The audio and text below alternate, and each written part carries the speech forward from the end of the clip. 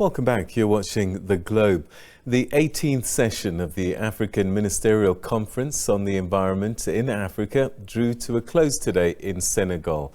The session was held under the theme Securing People's Well-being and Ensuring Environmental Sustainability. Negotiations around the Global Plastics Treaty was one of the key items on the table. Earlier this year, the United Nations Environment Assembly met in Kenya, where delegates reached international consensus on the need for a legally binding plastic treaty. That session proved to be the first round of discussions on what a plastics treaty could look like and how it could be implemented.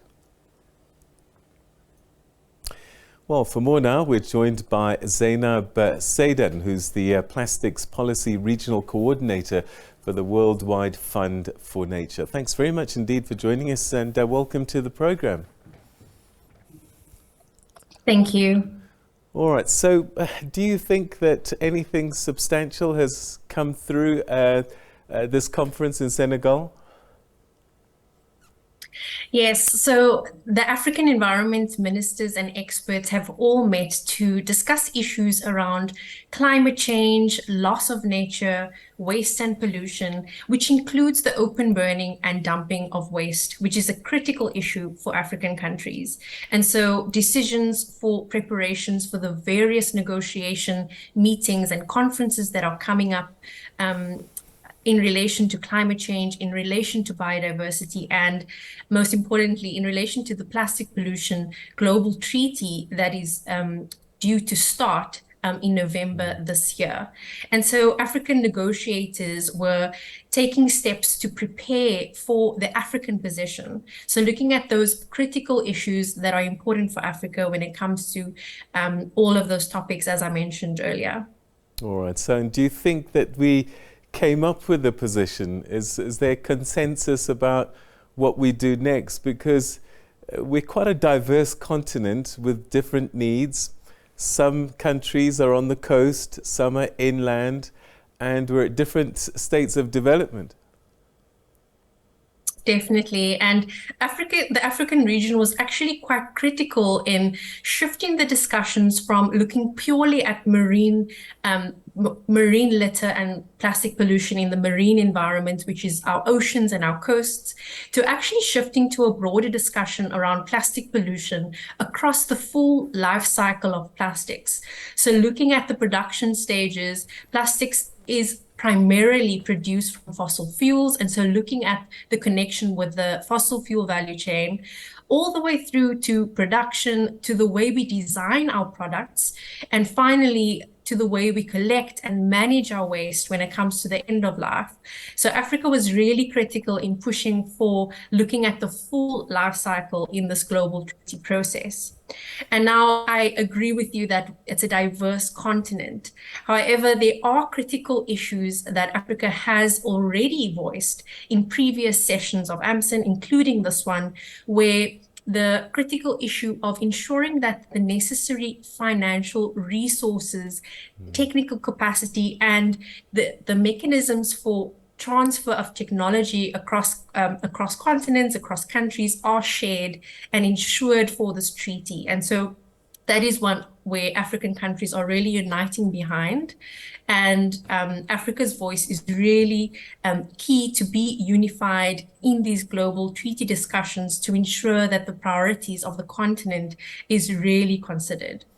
How much voice is that, even if we go with a unified voice?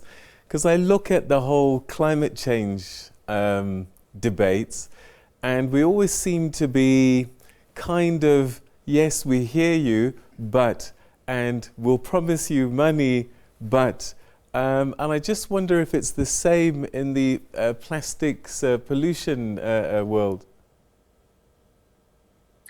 I think Africa's Africa's advantage in this particular process, and also its leadership, is that we have various legislation and regulations on certain plastic product types. Now, the most famous one is the plastic carrier bag ban, or restrictions in various forms on the trade, on the production, on the sale.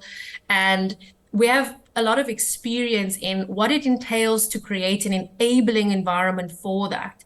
And now I'm not saying that it has been successful in all cases, but we have learned many lessons, and Africa has been united in ensuring that we are looking at the plastics value chain as a whole and not just focusing on certain aspects of it. And so when it comes to the plastics treaty discussions, yes, Africa will be calling for more resources, but we do need to acknowledge that where is the plastic pollution at its source? So where is it coming from? It's from the multinationals, which is mostly located in the developed world or the global north, where plastic products and the most problematic products, which include plastic packaging, ghost fishing gear, and also microplastics that we are finding in nature.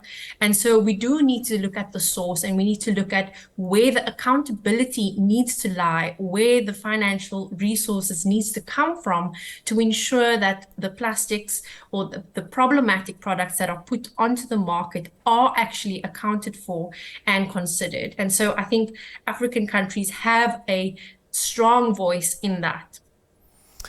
So I don't know if you can give us a sense of just how big the problem is across our continent. So if you think about when the plastics was actually starting to be produced, which was in the 1950s, it started off at 50 million tons of plastics being produced per year. And if you look at now, which is just over 50 years later, we're looking at 400 million tons of plastics being produced each year, of which only less than 9% is being recycled and being circulated back into the economy. So the rest is just landing up as waste.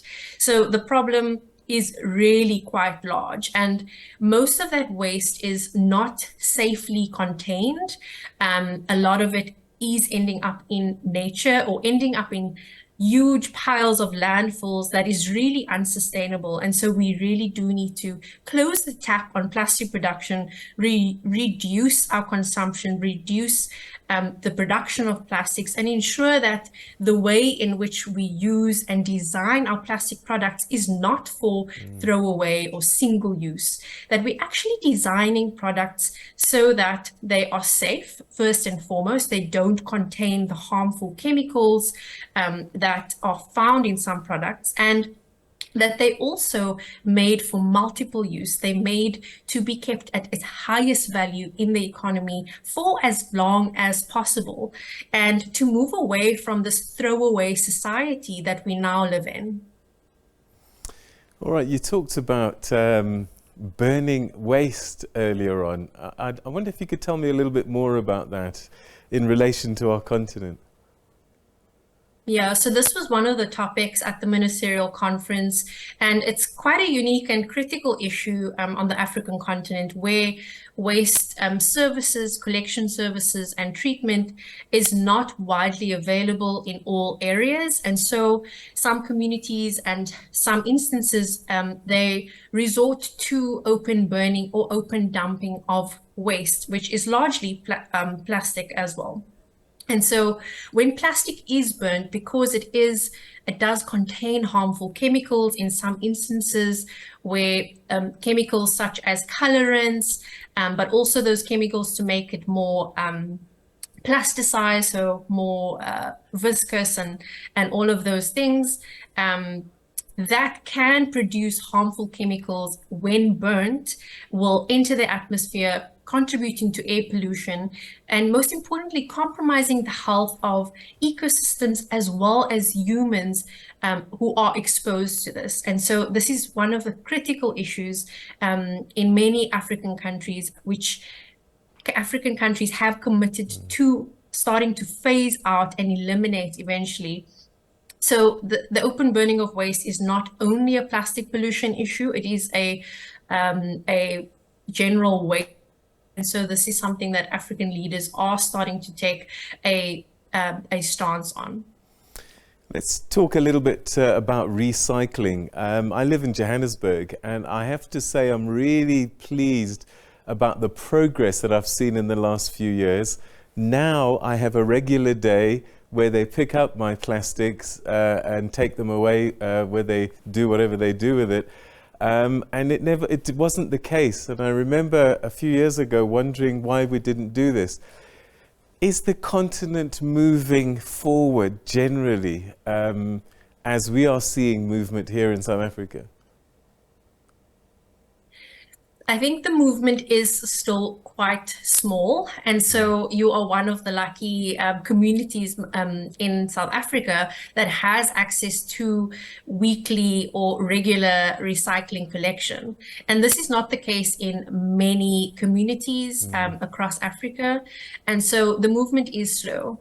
But I would say that recycling is one of the elements of what a circular plastics economy can look like.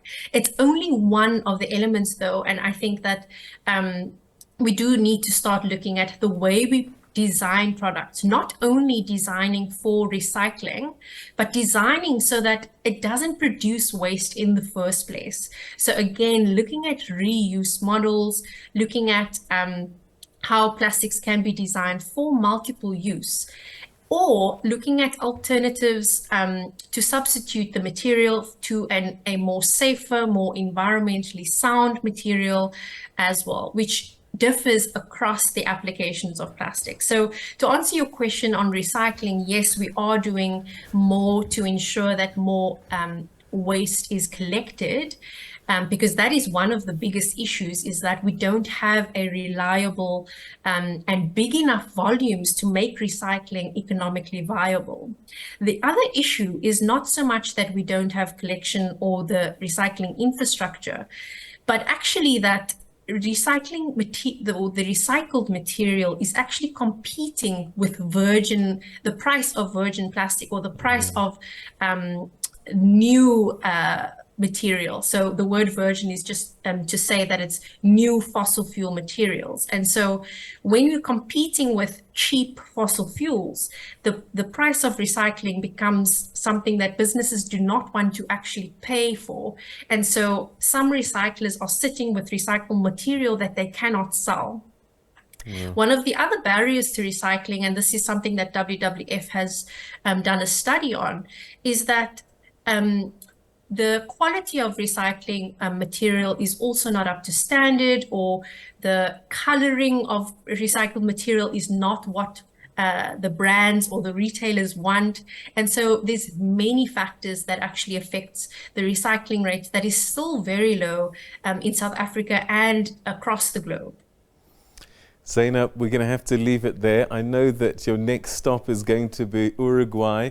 But perhaps we'll chat either when you're there or when you get back. It'll be good to get a sense of what comes out there as well. But for tonight, thank you so much indeed for that update. Thank you. It's a pleasure. Thanks. Thank you. That was Zaynab Sadan, who's the Plastics Policy Regional Coordinator for the Worldwide Fund for Nature, talking to us about this gathering of African ministers in Senegal, trying to get a common position ahead of the plastics treaty that's going to be discussed this year.